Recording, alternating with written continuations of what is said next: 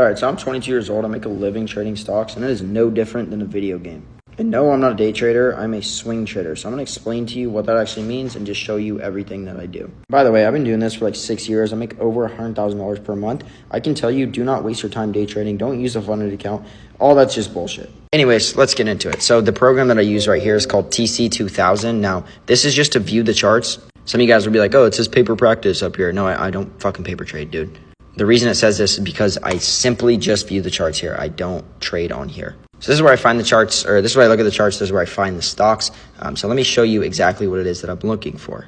Now, on the left here, we have the daily chart. On the right here, we have the 1 hour, the 5 minute, or the 1 minute chart. I swap between those. But basically, when I'm looking at a stock, I'm looking at the daily chart here and the hourly chart here on the right. This is kind of just giving me a zoomed in picture of what's going on. So you can see, the stock kind of moved up a little bit.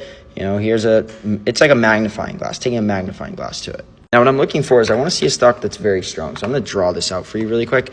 It's basically going to look something like this. It's really shitty, okay?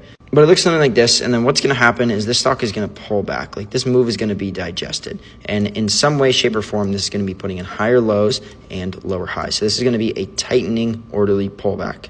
Now, this right here is called the breakout setup. Now, what's extremely important about the breakout setup is that we are getting higher lows.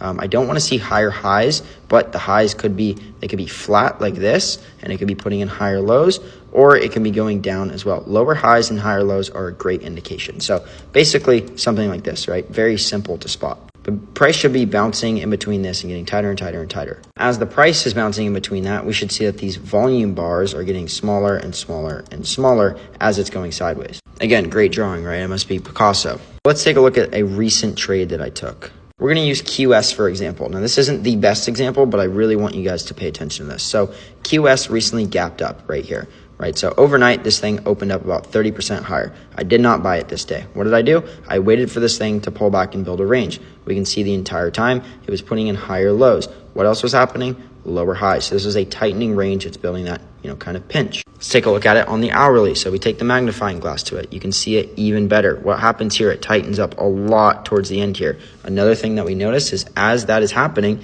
as this is tightening, the volume is going down. And then as soon as this stock breaks out and kind of wants to continue, like this is called the volatility contraction pattern, a continuation pattern, a breakout, a bull flag, whatever you want to call it, this is the day that it is continuing. This is the day that I will enter the stock.